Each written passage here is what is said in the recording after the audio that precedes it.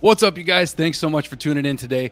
Yes, I know I'm back to the old setup again, but in the interest of time and just putting out this video while the Habs have a 3 days off in a row, I didn't want to shortchange you guys because, as you know, with the new camera, it does take longer with editing. So regardless, I wanted to put this out today and talk about the Habs' first quarter of the 21 and 22 season. So let's look at this start for them. So Habs are 11-9-1 through 21 games to start this season. They kind of look at the American Thanksgiving as sort of the quarter mark of the season, and that's where you get a little bit of a litmus test to see where your team is at. So we're going to go in depth here on the Habs wins and losses, not game by game, but to look at some stats that actually might matter to tell us what kind of team we got right now and to see where we're at in the rebuild, so to speak. So what we're going to go through is the Habs wins and losses. We're going to look at the Habs point leaders. We're going to do a rookie checkup on all of our rookies that are currently in the lineup. We're going to do a goalie checkup, which I think is pretty obvious who's playing better right now, but we're going to take a look at that. All right, so let's jump into this, guys. So 3 of the Habs' 11 wins are against teams that are above 500. So what that means is that the majority of the Canadiens' wins are against teams that their winning percentage is a lot lower. And then if you look at the Habs losses, 4 of the Habs' 9 losses are against teams that are above 500.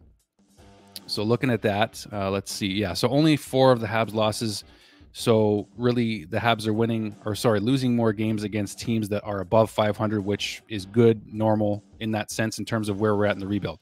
Now let's look at the Habs wins. So these are the teams that the Habs have beat so far this season. They've beaten Toronto, Pittsburgh twice, Arizona, Buffalo, St. Louis, Detroit, Vancouver, Philadelphia, Columbus, and Chicago. And in terms of the games that the Habs have lost, they have lost games to Detroit, Washington, Dallas, Minnesota twice, Winnipeg, New Jersey, Columbus, and Buffalo. The Habs' home record right now is 6-5-0, and away they are 5-4-1. So let's look at the Habs. Let's just jump right into their top 5 scorers on the team. So we've got, big surprise, Captain Nick Suzuki leading the way for the Canadiens with 21 games played. He's played in every game. 12 goals, 12 assists, 24 points. Nick is a +3. So I've also included pluses and minuses for the players that we're going to look at here, including the rookies.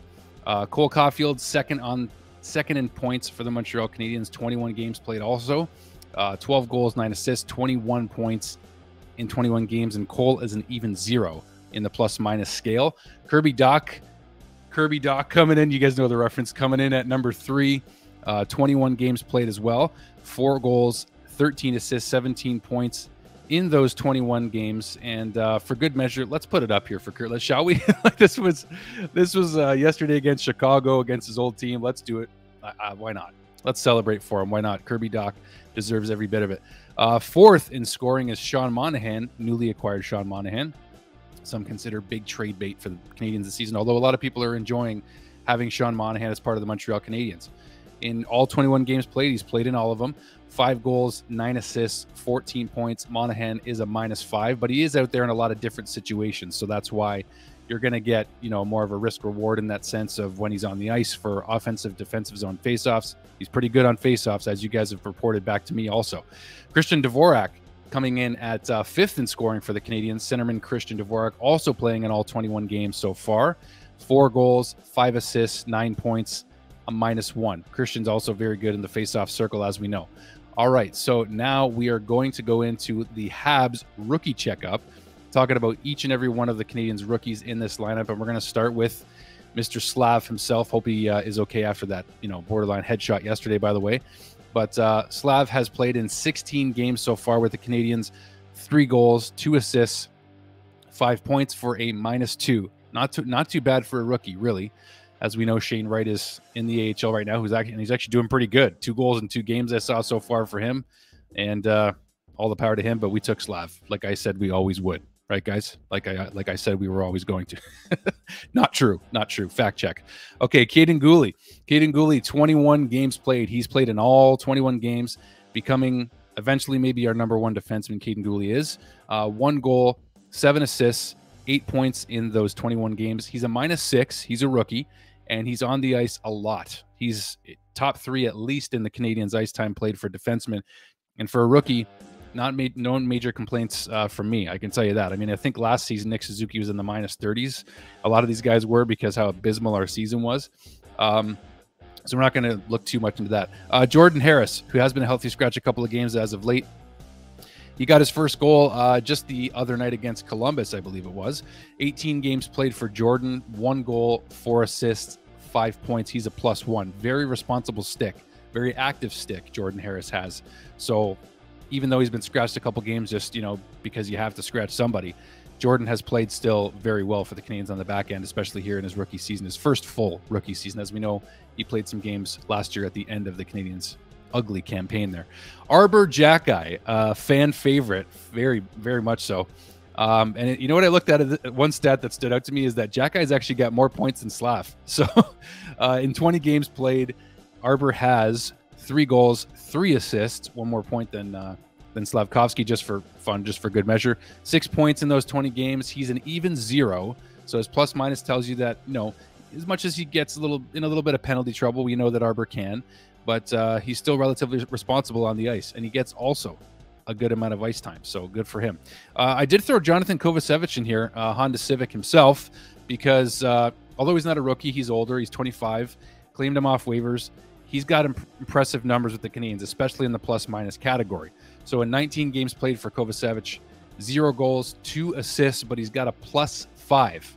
And that just tells you right there that defensively responsible, that's why they're keeping him here. And some fans feel like, he's going to stick around. And the Canadiens have told him to get an apartment in the city, as we know. He's going to be sticking around for a while. So for a waiver pickup, not so bad for Kent Hughes and Jeff Gorton here. Not so bad at all. Okay, let's go right into a goalie checkup here, guys. So as we know, Jake Allen and Sam Montembeault are our guys, and I think we got to start with Sam Montembeault. He got his 2nd start in a row yesterday. He's played only 8 games so far this season, although it does say he's 5-2-0. I feel like that stat may need to be corrected, because if he's played 8 games, we know the math doesn't add up there. That's only 7 games according to that. So let's just jump into the statistics really, really quickly here. And as it turns out, Monty is 5-2-0. It says DP, so I'm not sure if that means it says games played 8. I don't know. Maybe I don't think he lost in a shootout or overtime that I know of. So anyway, that's the stats coming from the Canadiens.com website. 5 wins, 2 losses. It says DP. I think maybe because he was pulled. Maybe because he was pulled in a game. He did technically play. That's what I believe it might be, is that he was pulled. That's my guess right now. Actually, sorry, we didn't get to go through the rest of his numbers. Hello. So 5-2-0 right now. Goals against average for Sam is 2.48, 2.5 goals per game-ish or so. A .924 save percentage. This is where, the numbers kind of speak for themselves in terms of Sam's play. He's been playing very, very well for the Canadiens, and frankly, he's been outplaying Jake Allen, as we know, and let's prove that to you. So Jake Allen's played in 13 games this season. He's 6-7-0. Goals against average 3.6, so just over 3.5 goals per game, and his save percentage is .891. So right then and there, you can tell that Sam Montembeault is obviously outplaying Jake Allen.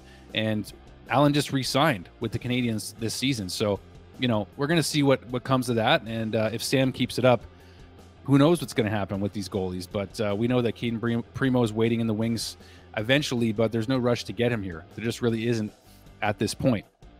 So in terms of the Canadiens, their record again, let's just pull it up one more time for good measure before we sign off here. 11-9-1 to start this season.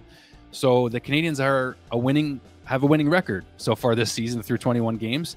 And I want to know what you guys think. So leave a comment down below. Let me know your impression of the Canadiens so far. What stats stand out to you? And, who's underperforming. We didn't really get into who's underperforming or overperforming. What I would say, though, is that if I'm going to pick somebody that's not necessarily surprising or overachieving, but I'm going to take Kirby Dach as my player that is not surprising, but is standing out the most to me right now. And just in terms of his numbers, his consistency, the fact that he's made it on the Canadiens' top line. Chicago, eat your hearts out, because we want to thank you for Kirby Dach. And I know I appreciate him.